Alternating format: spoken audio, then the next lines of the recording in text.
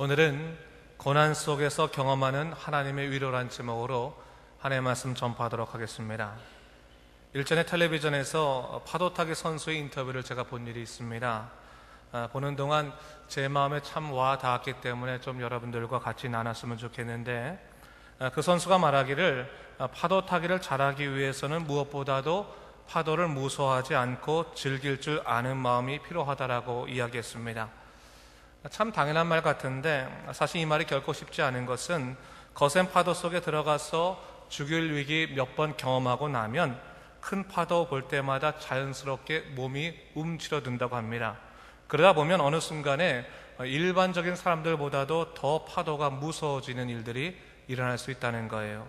그렇기 때문에 파도를 잘 타기 위해서는 무엇보다도 우선되는 것이 파도를 즐기려는 마음이 있어야 된다는 겁니다. 그래서 파도를 좀 정확히 보고 즐거움으로 뛰어들지 않는 이상은 절대로 파도 타기를 성공할 수 없다라는 말을 제가 들은 일이 있습니다. 맞는 얘기죠. 그런 것 같아요. 근데 여러분, 인생도 마찬가지인 것 같습니다. 인생에도 파도라는 것이 있습니다. 그래서 그 파도로 인한 삶의 고난들이 우리에게 닥칠 때가 있습니다. 아니, 어쩌면 우리가 살아가는 동안 이 인생의 파도는 결코 멈추지 않을 것입니다. 그러기에 중요한 것이 있습니다. 우리가 삶을 살아가기 위해서 삶의 큰 파도 자체를 두려워하기보다는 그 파도를 어떻게 탈 것인가, 또 그 파도 가운데에서 나는 무엇을 누릴 것인가를 생각하고 즐거운 마음으로 파도를 향해서 나아갈 수 있어야 한다는 사실입니다. 그런 의미에서 오늘 우리는 이 고린도 전후서를 통해서 인생의 파도를 맞이한 그리스도인들이 어떻게 그들의 고난을 이겨낼 수 있을 것인가를 배울 수 있다는 생각을 하게 됩니다. 고린도 서신은 이미 예수를 믿었으나 삶의 여러 가지 고난을 경험한 사람들, 특히 예수를 믿는다는 이유 하나만으로 박해를 당하던 당시 고린도인들에게 어떻게 고난을 이겨낼 수 있을 것인가를 가르쳐준 아주 귀한 말씀이다, 소망의 편지다, 이렇게 말할 수 있습니다. 이 고린도 전후서를 읽어보면요, 가장 많이 나오는 두 단어가 있습니다. 바로 고난이란 말과 위로라는 말입니다. 오늘 본문 4절을 보더라도 고난을 의미하는 환난이란 말과 또한 위로라는 말이 거의 동시적으로 사용되고 있는 것을 볼 수 있습니다. 환난 나오면 위로 나오고 고난 나오면 위로 나옵니다. 사도 바울이 왜 이렇게 두 단어를 동시에 쓰고 있을까요? 이유는 아주 간단합니다.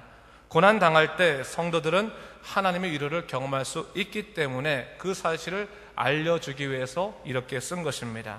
그래서 고난 속에 있을 때 고난 자체를 바라보지 말고 그 고난 속에 함께 임하시는 하나님의 위로를 바라봐라. 하나님이 능히 우리로 하여금 고난 속에서 위로를 누리게 하신다는 사실을 가르쳐 주기 위해서 이 편지를 쓴 것입니다. 오늘날 우리도 마찬가지죠. 마음이 어렵고 삶의 고난이 있다 하더라도 거기에 여러분의 마음을 빼앗기지 마십시오. 오히려 그 힘들 때가 하나님의 위로를 크게 경험할 때고, 어떻게 보면 7번 힘들어도 8번 임하시는 하나님의 위로가 있기 때문에 여러분, 그 위로로 말미암아 능히 일어나시는 여러분 되시길 주님의 이름으로 축원합니다. 제가 보면요, 세상에는 각자의 분야에서 장인이라고 불릴 수 있는, 대가라고 불릴 수 있는 사람들이 있는 것 같습니다. 음식에 요리에 있어서도 장인 대가가 있고, 민속 기술이든지 하다못해 사업도 대가가 있을 수 있어요. 근데 여러분 보면요, 믿음의 세계도 그런 것 같아요. 큰 사람으로 보여지는 사람이 있을 수 있습니다. 근데 그들을 보면요, 특징이 하나 있습니다. 그들은 평생을 살아오면서 오직 주님만을 바라보고 주님 안에서 그들의 삶의 문제를 해결해 온 사람들이다라는 사실입니다. 그들은 삶의 고난 자체를 두려워하기보다는 삶의 고난 가운데서 어떻게 하나님의 위로와 은혜를 누릴 것인가를 더 기대하는 사람들입니다. 예레미야 29장 13절 말씀에 보면 너희가 전심으로 나를 찾고 찾으면 나를 만나리라, 이 말씀해 주셨습니다. 전 이 고백이야말로 가장 기본적인 믿음의 고백이라고 생각합니다. 하나님께서 우리가 당신을 부를 때 만나주신다는 거예요. 만나주시는 하나님, 여러분 우리가 그것을 믿을 수 있어야 됩니다. 근데 여러분, 한번 생각해 볼 것이요. 하나님을 만난다는 것이 단순하게 신앙인의 삶에 어려움이 없어지고 고통이 없어진다는 것을 의미하는 것입니까? 그렇지는 않지요. 오히려 이 말은 하나님께서는 우리가 어떤 상황에 처해 있든지 우리의 부르짖음을 들으시고 우리 상황 속으로 찾아 들어오신다라고 하는 그런 말씀입니다. 오늘 본문에서 사도 바울이 고백하는 것도 우리가 고난에 있을지라도 하나님을 만날 수 있다. 우리가 고난이 있을지라도 하나님을 만날 수 있고 하나님을 통해서 위로를 받을 수 있다는 것을 얘기하고 있는 거예요. 옛날에 홍수 아니었나요? 7번 넘어지고 8번 일어나가지고 승리했던 사람, 7번 넘어질 일이 있더라도 8번 일으키게 하시는 하나님의 위로가 있다는 사실을 분명히 우리에게 가르치고 있는 것입니다. 오늘 본문 8절을 보니까요, 사도 바울도 자신에게 임했던 그러한 고난이 얼마나 큰지를 얘기하고 있습니다. 그가 보니까 형제들아, 우리가 아시아에서 당한 환난을 너희가 알지 못하기를 원치 아니하노니 힘에 겹도록 심한 고난을 당하여 살 소망까지 끊어지고, 이렇게 얘기하고 있어요. 한마디로 말해서 사도 바울도 살 소망이 끊어질 정도로 절망적인 그런 고난을 겪었다 얘기하고 있는 거예요. 믿음이 있다고 해서 고난이 없는 것 아니라는 거예요. 믿음의 사람들이 할지라도 사도 바울처럼 살 소망이 끊어질 정도로, 9절에 보니까 사형 선고를 받은 줄 알았다고 말했는데 사형 선고를 받은 것처럼 힘들 수 있는 그러한 고통의 순간이 있을 수 있다는 것을 얘기하고 있는 거예요. 그런데 여러분, 중요한 사실은 그가 이러한 고난 속에서 지지 않았던 이유가 하나님께서 그를 절망 가운데서 그냥 내버려 두지 않으셨기 때문에 그렇습니다. 그는 그 고난 가운데서 하나님을 더욱더 깊이 묵상하고 하나님을 찾기 시작했습니다. 그리고 난 후에 그가 말하는 것이 뭡니까? 9절 말씀에 보니까 이는 우리로 자기를 의뢰하지 말고 오직 죽은 자를 다시 살리시는 하나님만 의지하게 하심이라 라고 말하고 있어요. 사도 바울은 오히려 그의 고난 속에서 자신의 부족함을 인정하고 하나님께 더욱더 의지해야 한다는 사실을 그가 깨닫게 되었다는 것입니다. 고통 가운데서 길을 잊어버린 것이 아니라 오히려 그 고통 가운데서 자신을 향한 분명한 하나님의 의도를 파악하게 되었다는 것을 성경은 얘기하고 있는 것입니다. 여러분, 우리가 힘이 들면 힘이 들수록 하나님을 바라봐야 될 이유가 여기 있습니다. 바로 하나님에게만 소망이 있기 때문입니다. 그리고 여러분, 인생의 파도를 만날 때마다, 그리고 마음이 힘들고 삶이 고단할 때마다 우리가 해야 될 첫 번째 일은 하나님을 바라보는 일입니다. 제가 몇 주간 계속해서 동일한 주제를 가지고 설교를 하고 있거든요. 뭘 얘기하고 있냐면 우리 마음에 고통이 있을 때 십자가를 바라보자라는 얘기를 제가 동일하게 하고 있습니다.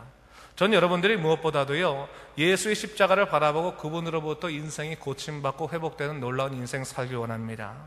근데 여러분, 사실 우리가 삶에 어려움이 있으면요, 또 긴급한 일이 생기면 사람이 자기만 바라보게 돼요. 다른 것을 바라보지 못합니다. 저는 그것을 자기의 늪이라고 생각해요. 자기의 늪이 있어요. 한번 자기에게 빠져들기 시작하면 빠져나오기 힘듭니다. 근데 여러분, 그때 되면요, 사람이 자꾸 자기를 묵상합니다. 자기의 고통들, 억울한 감정들, 손해들, 그것만 자꾸 세워보게 되는 그런 늪 속에 빠져들게 됩니다. 근데 여러분, 그러다 보면요, 파도 자체가 두려운 거예요. 조금만 고난이 온다 그래도 몸이 움츠러거리고 어떻게 할지 모르는 그런 마음들이 우리 마음에 생기게 됩니다. 근데 여러분, 우리가 영적으로 담대해지기 위해서는요, 자기를 바라봐서는 승리할 수 없어요. 이겨낼 수 없습니다. 누구를 바라봐야 됩니까? 예수님을 바라볼 수 있어야 되는 거예요. 예수의 십자가를 묵상하고 하나님을 바라보게 되었을 때 우리는 하나님 편으로부터 오는 소망을 얻을 수 있다는 사실, 여러분, 우리 잊지 말아야 되는 것입니다. 민수기 21장에 보면요, 이러한 그 사건이, 이러한 일들이 극명하게 나타나 있죠. 본문을 보니까 뭐냐면 21장이 출애굽을 한 이스라엘 백성들의 에돔 땅을 지나가게 됐어요. 근데 거기서 하나님을 크게 원망하게 됐습니다. 사실 하나님께서 인도하신 그 광야길이요, 그들의 여행길에서는 만만치 않았습니다. 하나님이 인도해 주셨으니까 편할 줄 알았는데 절대로 편하지 않았다는 거예요. 막 뜨겁고 고통스럽고 메마른 그런 곳이었습니다. 뿐만 아니라 그들에게 하나님께서 음식을 주셨지만 그 음식이 만족스럽지가 않았다는 거예요. 사람이 제일 신경질 날 때가 뭐냐면 가장 기본적인 욕구가 충족되지 않을 때예요. 뭐 먹는 문제들, 뭐 자는 문제들, 그런 가장 기본적인 욕구가 충족되지 않으면 사람들이 화가 나고 원망을 하기 쉽습니다. 근데 백성들이 그랬다는 거예요. 아무리 하나님께서 인도하신 광야길이 신앙의 길이라 할지라도 하나님께서 선택하신 백성이라면 하나님께서 얼마든지 더 잘 살게 해주셔야 되지 않을까라는 것들이 그들의 기대 속에 있었던 거예요. 근데 그렇지 않았다 보니까 이 광야길에 만족할 수 없었던 것이죠. 마음이 상했다는 사실입니다. 여러분, 우리가 기억할 것이 뭐냐면 우리가 신앙생활을 한다 할지라도 우리 인생길이 항상 만족을 준다고는 생각하지 마십시오. 내가 하나님을 사랑한다고 하는 것이 하나님께서 나에게 항상 풍성한 축복만 주신다고 생각하지 마십시오. 하나님께서는 우리에게 방향을 주시는 거예요. 방향을 주시는 거예요. 만약에 우리가 살아갈 때 내 삶의 자리가 지금 맨날 풍족하고 기쁘면 우리는 여행을 하지 못할 거예요. 이 자리가 좋사오니 그러면서 여기에 머물고 싶지, 하나님이 원하시는 그 하나님 나라까지 걸어가겠습니까? 하나님께서는 우리에게 방향을 주시는 것이지 오늘의 축복을 주시는 것이 아니에요. 오늘의 축복은 뭡니까? 내 마음속에 예수 그리스도를 더욱더 나의 구주로 모시고 내가 기쁜 마음으로 이 여행길을 걷게 되는 것, 그것이 우리에게 참된 복임을 믿으시기 바랍니다. 오늘 백성들이 말이에요, 원망하게 됐습니다. 원망하게 되니까 그때 어떤 일이 생겼냐면 사막에 불뱀이 있거든요. 그 불뱀이 그들을 물었습니다.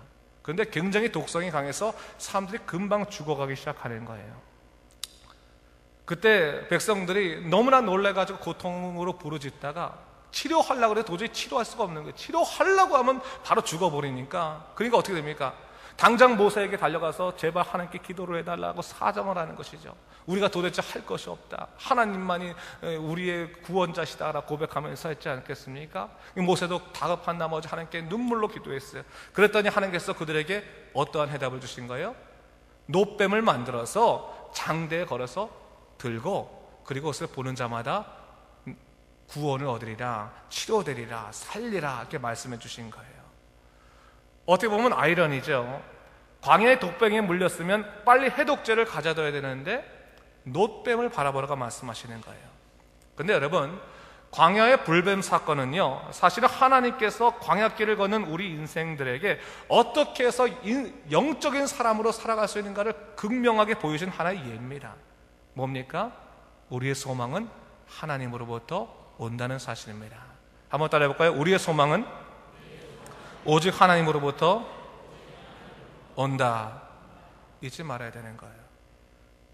우리의 궁극적인 소망은 하나님으로부터 오는 거예요. 물론 우리의 잠깐의 소망들은 세상을 통해 얻을 수도 있겠죠. 그러나 궁극적인 우리 인생의 소망들, 죽음의 공포나 삶의 고단함이나 내가 어떻게 할 수 없는 그런 길 가운데 소망은 하나님으로부터 온다는 것을 알아야 되는 거예요. 그러기에 여러분, 고난이 임하면 그 고난 속에 하나님의 위로를 기대하면서 예수님의 십자가를 바라볼 수 있을 때 우리는 하나님이 주시는 그 놀라운 평강을 누릴 수 있게 되는 것입니다. 복음서에 보면요, 산상수훈이 나오거든요. 거기서 하나님께서 사람들이 누릴 수 있는 팔복에 대해서 말씀하시는데 두 번째 복의 내용이 바로 고난에 빠진 성도들에 관한 것입니다. 마태복음 5장 4절에 보면 애통하는 자는 복이 있나니 저희가 위로를 받을 것이며 라고 말하고 있어요. 여기서 위로는 하나님의 위로를 말하는 것인데, 여러분, 애통이 뭡니까? 물론 여기서 말하는 애통은 하나님을 위해서 흘리는 애통들, 슬픔들도 말할 수 있지만 전반적으로 말하자면 성도들이 누릴 수 있는 슬픔을 얘기할 수 있을 거예요. 근데 하나님께서 말씀하시는 거예요.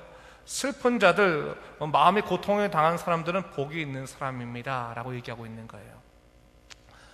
어떻게 보면 인간 쪽에서는 이해가 되지 않죠. 여러분, 한번 생각해 보세요. 누가 지금 고통스럽고 힘들어 있는데 가가지고 성도님은 참 복된 사람입니다 라고 말하면 딱이 맞아요. 여러분, 잘못하면 크게 욕먹고 불난지 부처질하는 거냐 그러면서 막 화를 얻을 수 있어요. 근데 오늘 성경에서 그거예요. 고통하는 사람들, 정말 마음에 큰 애통함을 가진 사람이 복되다고 말하는 거예요. 왜 그런 것입니까? 제가 목회를 하다 보면요, 제가 참 그 인생의 고통에 처한 사람들을 많이 만났습니다. 그래서 그들을 위로하기 위해서 신방 가거나 상담을 하다 보면요, 항상 제가 느낀 게 뭐냐면 사람의 말은 한계가 있다는 거예요. 아무리 내가 위로해주고 싶어도, 아무리 내가 그 사람을 감싸주고 싶어도 내가 할 수 있는 것은 한계가 있어요. 어떻게 보면 동정 수준의 그 이상은 되지 않아요. 참다운 위로가 되지 못하는 거예요. 이런 위로라고 하는 것은요, 원래는 동행이라는 뜻이 포함되어 있는 것입니다. 위로는. 다시 말해서 사람은요, 그 사람과 같은 사정에 들어가지 않는 이상은 그 사람을 위로할 수 없어요. 동정할 뿐인 거예요. 그냥 불쌍하게 여기는 거예요. 근데 하나님은요, 우리의 삶 속에 찾아오신다고요. 들어오신다고요. 함께 더불어 동감하신다고요. 그래서 위로를 하실 수 있는 거예요.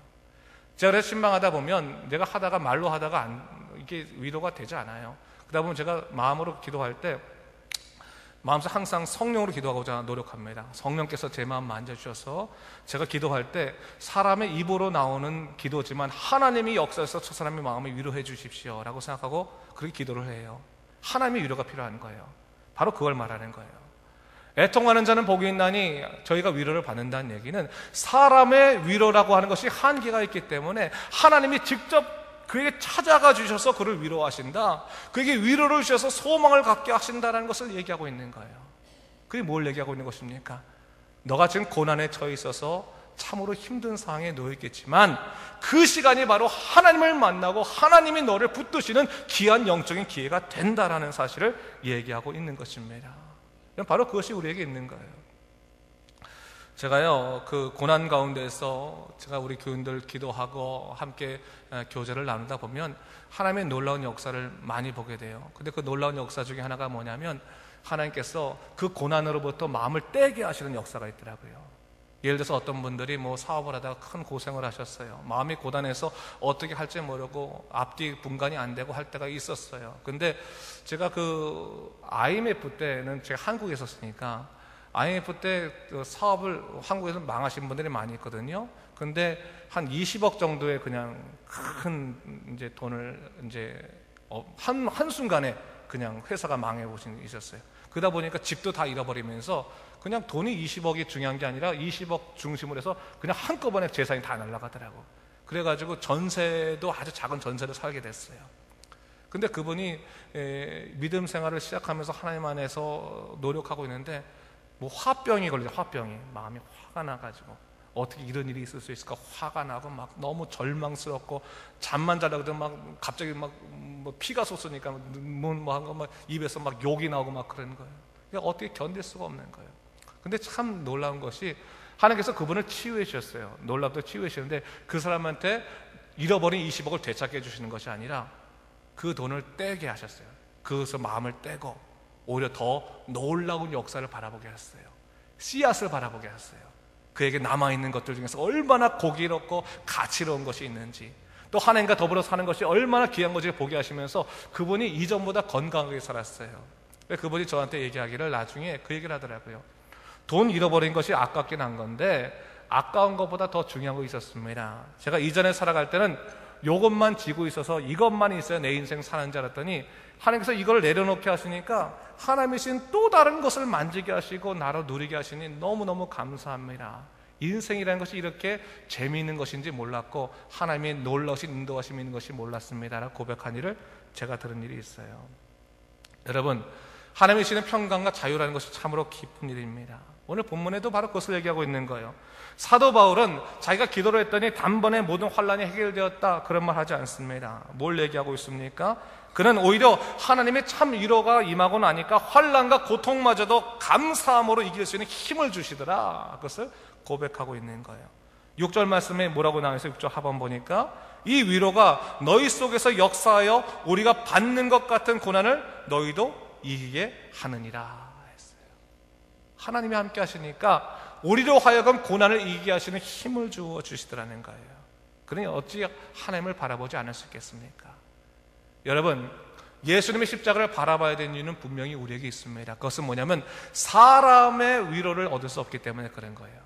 하나님의 위로가 임해야지만, 풍성이 임해야지만 우리 안에 망가지고 쓰러지고 했던 그 모든 것들이 다시금 소생되는 놀라운 역사가 일어나면 믿으시 바랍니다. 그럼 거기서부터 출발하는 거예요. 하나님의 위로가 망가진 우리의 모든 것들을 뒤바꾸시는 놀라운 역사가 우리에게 있게 되는 것입니다. 두 번째로 인생의 파도가 임할 때 우리가 해야 될 일은 사람의 지혜를 찾는 일보다 하나님의 지혜를 구하는 일에 더 집중해야 된다는 사실입니다. 한번 따라해 볼까요? 사람의 지혜보다 하나님의 지혜가 크다. 명심해야 돼요, 여러분. 사실 우리가 어려운 일이 생기면요, 사실 제일 많이 하는 게 뭐냐면 발이 빨라지는 거예요. 발이 빨라지는 거예요. 수없이 발이 빨라지면서 이 일을 해결하기 위해서 여기 갔다 저기 갔다 하다 보니까 시간이 모자라요. 사람이 아무리 열심히 하루에 시간을 열심히 일한다고 해도 한 12시간 이 정도밖에 시간을 사용하지 못하지 않습니까? 근데 그 12시간 동안 사람의 지혜를 가지고 찾는 거에 한계가 있는 거예요. 나중에 안 되면 항복 이렇게 되는 거죠. 전 그런 생각을 좀 해보게 됩니다. 사람의 지혜를 찾는 것도 중요하지만 어려움이 있을 때 우선적으로 하나님의 지혜를 찾는 일이 참 중요하겠다. 기도할 수 있고 또 말씀 속에서 다시금 자기를 새롭게 바라볼 수 있는 그 기회를 갖는 것이 참으로 중요하겠다라는 생각을 해보게 됩니다. 여러분, 제가 그 생각을 많이 해보는 거예요. 사람들이 사람의 지혜보다 하나님의 지혜가 크고 사람의 위로보다 하나님의 위로가 큰데 실상은요, 어려운 일이 생기면 하나님의 위로보다 사람의 위로를 더 많이 받으려고 하고 하나님의 지혜보다 사람의 지혜를 더 많이 찾습니다. 여러분, 누가 슬픈 일 당하고 나면요, 제일 먼저 하는 일이 뭐냐면 가서 조용히 하나님 묵상하면서 주님 저를 치료하여 주시옵소서, 위로해 주시옵소서 기도할 것 같은데 그러지 않아요. 전화기 들죠. 누가 나의 속상한 마음들을 얘기해 줄까 해서 뚝뚝뚝뚝 전화를 갖고 언니 내가 말이야 내 진짜 속상한데 말이야 이런 일이 생겼어 막 얘기해. 그때 상대방이 내 마음을 위로해 줘야 되는데 충고를 하는 거야. 그건 말이야 네가 잘못했잖아. 그러면 언니가 도대체 나를 뭘 알아? 탁 끊어버리는 거야. 상종을 하지 말아야지. 사실 우리 마음이 그렇잖아요. 위로받고 싶어서 사람 찾지만 사람에게 통해서 위로받는 건 한계가 있는 거예요. 때로는 위로받으려고 하다가 상처 더 크게 받을 때가 있어요. 근데 여러분, 우리가 사람의 위로보다 하나님의 위로를 더 찾아야 되고 사람의 지혜보다 하나님의 지혜를 더 찾으려 할 때 우리는 하나님 편에서 오는 놀라운 성령의 충만한 역사를 우리가 누리게 되는 것입니다. 제가 목회를 하면서요, 종종 사람들이 저에게 그런 얘기를 하는 거예요. 목사님은 참 행복하겠다는 거예요. 뭐가 행복합니까? 라고 했더니 목사님은 그저 좋은 성경 말씀만 읽고 말씀만 전하면 되고 좋은 사람 역할만 하면 되고 또 그렇게 살면 되니까 말씀만 전파하면 되니까 얼마나 편하겠습니까? 우리는요 예배를 드리고 나서도 월요일부터는 전쟁터예요. 전쟁터 가가지고 막 싸워야 되고 도둑도 들고 누가 날 신경질 나게도 하고 그러다가 주일날 한 번 쉬는 거 교회로 오는데 목사님은 일주일간 그냥 하나님과 교제하니까 얼마나 좋냐고 얘기할 때마다 제가 그런 더 이상 말을 안 했지만 목사도 고충이 있긴 있죠. 근데 제가요 한편으로는 참 감사한 거예요. 하나님과 더불어 살아갈 수 있는 직업을 얻었다는 것도 감사해요. 근데 제가 그런 생각을 해봤어요. 제가 그렇게 감사할 점이 많음에도 불구하고 항상 내가 갖고 있는 영적인 대적이 누구일까 생각해봤더니 누구예요? 내 자신이라고 생각하게 됐어요. 목사인 저도 어려움이 생기면 하나님의 지혜를 먼저 찾아야 할 텐데 사람의 지혜로 머리를 막 쓸 때가 많이 있습니다.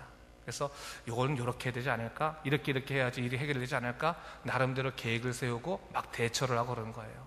그런 걸 보면서 제가 다시 한번 생각해 보게 됐어요. 하나님을 바라보자. 하나님이 이루신 일이고 하나님께서 함께 하신 일인데 왜 내가 이렇게 사람의 생각을 갖고 움직일까 생각하다가 제가 저에게도 결심을 하고 다른 사람에게도 같이 나누기로 했어요. 그래서 목회를 하면서 그저 하나님께서 하신 일들을 좀 우리가 기다리는 것은 어떻겠습니까? 제가 여러분들에게 설교할 때 종종 하는 얘기가 3가지 기 얘기 많이 하잖아요. 기억나세요? 하나님의 위대한 일을 뭐예요?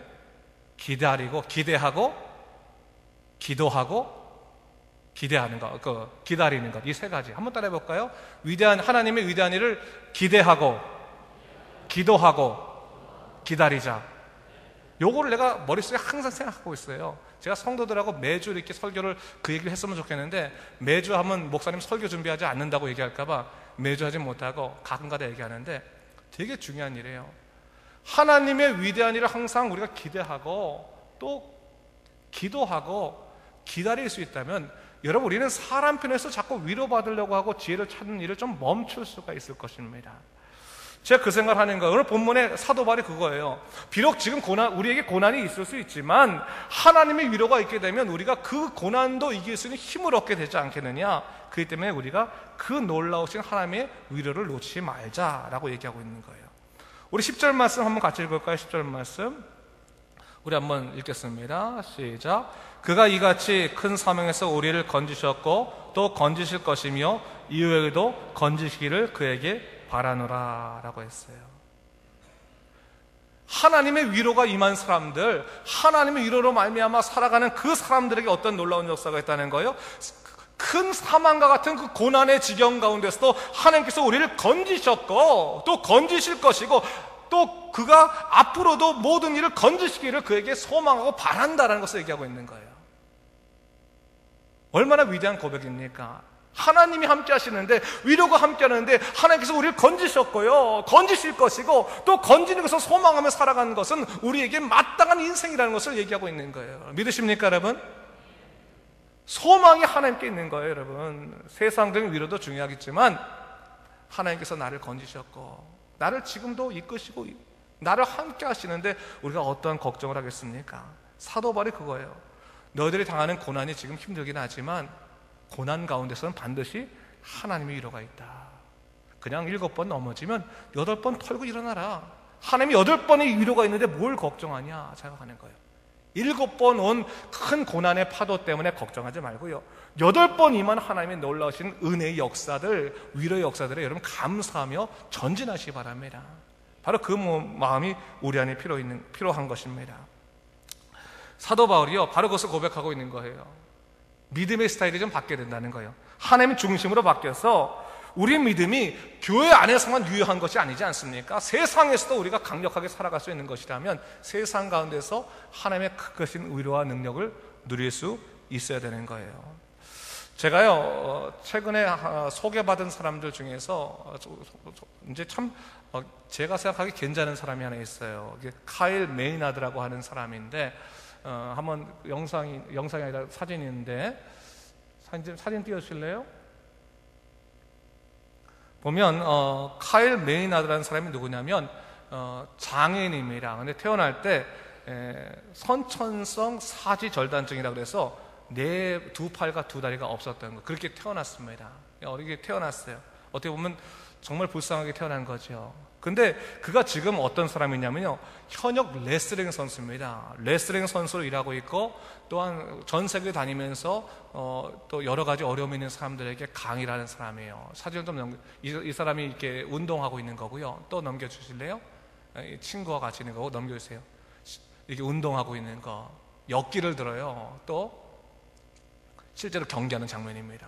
그러니까 팔이 짧아요. 팔도 없고 다리가 없는데 현역 레슬링 선수입니다. 근데 이 사람이요, 참 이렇게 위대하게 될 수 있었던 이유가 있습니다. 이 사람이 처음 태어나게 되었을 때 얼마나 놀랐겠어요. 근데 그가 처음 태어났을 때 그 부모가 그 아이가 그렇게 태어났던 것 때문에 한 번도 원망하지 않았다 그래요. 오히려 참 아름답게 태어난 내 아들이라고 사랑하면서 항상 기도로 그 아들을 키웠다고 합니다. 그래서 그의 아버지는 그가 뭐든지 할 수 있도록, 스스로 할 수 있도록 그 조그마한 팔에다가 포크를 달아주기도 하고, 그것으로 해서 운동할 수 있도록 뭐 학형 스틱을 달아주기도 하고, 물총도 달아주고, 뭐 자동차도 해주고, 뭐 하면서 아이가 할 수 있는 것들을 다 하게끔 만들어주고, 그리고 그의 할머니는 항상 기도해주면서 너는 하나님께서 특별하게 만드신 아이니까 어디 가서든 자신 있게 너를 소개하고 자유롭게 만남을 가지렴 하면서 항상 기독교 신앙 안에서 자라났던 그런 사람이었어요. 근데 그가 미식축구 선수를 했거든요. 근데 미식축구 선수를 하다 보니까 뛰어야 되잖아요. 많이 못 뛰었어요. 그러니까 어래요, 그가 레슬링 선수로 자기가 많이 안 뛰어도 되면서 사람들과 같이 더불어 할 수 있는 운동인 레슬링 선수를 하기로 그가 결단을 하고 레슬링 선수를 하는 거예요. 근데 여러분, 잘 안 되죠. 어떻게 처음부터 되겠습니까? 36번이나 내리졌어요. 졌습니다. 근데 그 내리지는 동안 그가 항상 생각했던 건 뭐냐면, 극복하지 못할 도전은 없다라고 생각하면서 그가 하나둘씩 준비하기 시작했는데, 그가 자기가 팔이 짧은 것을 중심으로 해서 긴 사람을 이길 수 있는 방법을 터득하면서 36번째, 35번째를 패했는데 36번째 드디어 첫 승을 그가 맞이하게 됩니다. 그러면서 그가 첫 승을 맞이해서 참 기쁘게 됐지만 그 다음부터도 그가 자기 몸무게 3배 이상 되는 163kg을 들어서 세계 신기록을 수립하기도 하고, 그러면서 그가 꿈을 하나둘씩 이뤄가는 것을 볼 수 있었어요. 그가 책을 하나 내는데 그 책의 이름이 뭔지 아세요? 핑계는 없다라는 책이에요. 핑계는 없다. 근데 그가 항상 한 말이에요. 핑계는 없다. 우리 인생을 살아가면서 말입니다. 우리의 고난과 어려움이 있어서 우리는 핑계대지 않습니까? 이 어려움만 없었을지라도, 내가 이 사람만 만나지 않았을지라도, 내가 이런 선택을 하지 않았을지라도 내가 고통을 겪지 않았을 텐데 라고 하는 것은 어떻게 보면 다 핑계일 수 있는 거예요. 여러분, 우리는 7번 우리에게 임한 고난들 때문에 8번 임한 하나님의 놀라신 위로를 거부한다면 그것은 어리석은 삶이고 신앙의 삶이 아닙니다. 7번의 파도를 바라보겠습니까? 8번의 하나님의 그 파도를 이겨내게 하시는 위로를 바라보겠습니까? 우리는 핑계댈 건 없습니다. 중요한 것은 뭡니까? 하나님의 능력 가운데서 일어나서 하나님이 주신 그 비전을 갖고 살아가는 것입니다. 저는 그런 생각을 보게 되는 거예요. 우리가 어려움이 있죠. 제가 요즘도 우리 파트로나또 가게에 혹시나 가다 보면 어떤 분들이 이거 오늘 3,000원치 팔았다고 말하면 제 마음도 고단해요. 저도 목사지만 성도가 대화하다 보니까 계산을 하게 됐어요. 한 달 월세가 얼마인데 3,000원씩 30일 팔아봤자 이거. 근데 여러분, 걱정하지 마시자고요. 걱정해가지고 3,000원 팔 것이 30만 원 팔 것 같으면 열심히 걱정할 건데, 걱정할 것이 아니라면 기도하십시오.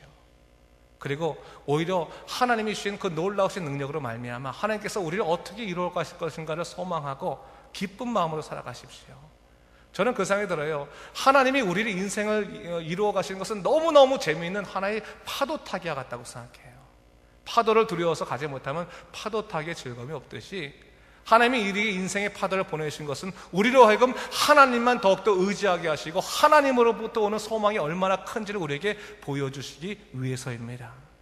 여러분, 그렇다면 우리가 절망한 일이 없고 핑계할 일이 없고 오늘 임하시는 하나님의 놀라운 약속을 우리가 찾고 발견해 나가는 것입니다. 여러분, 이렇게 삽시다. 우리 칠령락교 교인들은요, 나가서 하나님의 놀라우신 능력과 인생의 파도 타기라고 하세요. 여러분, 가서 여러분 요새 뭐 운동하세요? 그러면 파도 타기 합니다. 이렇게 좀 얘기하세요.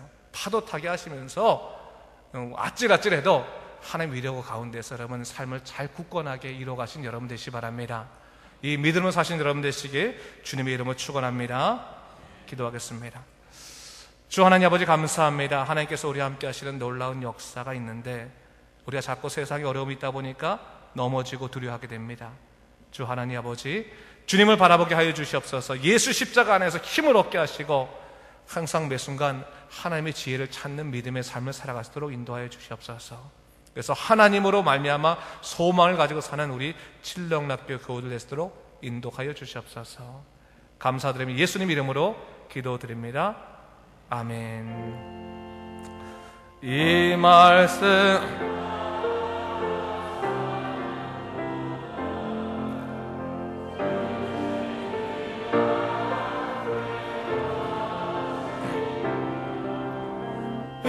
말씀 따라 사는 동안 주님 나라 이루소서. 다 찬송가 429장 하시면서 준비하신 예물을 주님께 드리겠습니다. 429장입니다.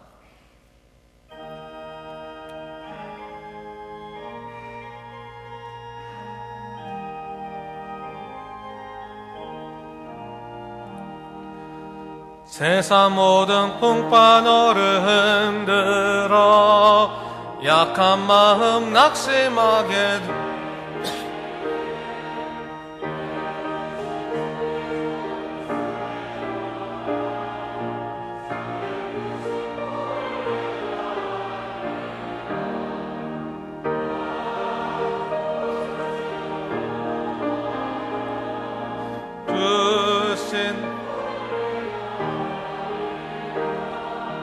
받은 복을 세어보아라.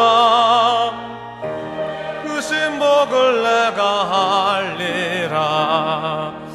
세상 근심 걱정 너를 누르고 십자가를 등에 지고 나갈 때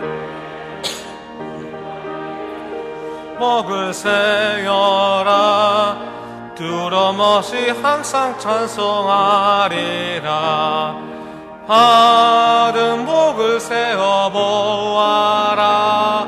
그 신복을 내가 알리라.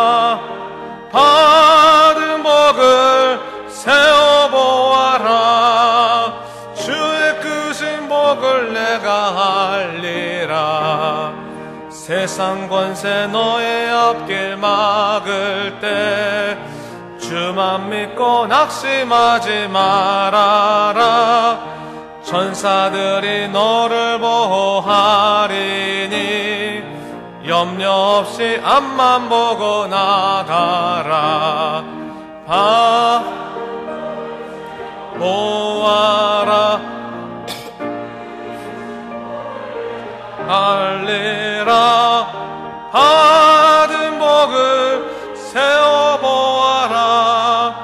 주의 크신 복을 내가 알리라. 세상 권세 너의 앞길 막을 때 주만 믿고 낙심하지 말아라. 천사들이 너를 보호하리니 염려 없이 앞만 보고 나가라.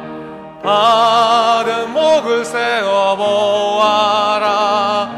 크신 복을 내가 알리라. 받은 복을 세어보아라. 주의 크신 복을 내가 알리. 3절 다시 합니다. 세상 권세 너의 앞길 막을 때 주만 믿고 낙심하지 말아라. 천사들이 너를 보호하리니 염려 없이 앞만 보고 나가라.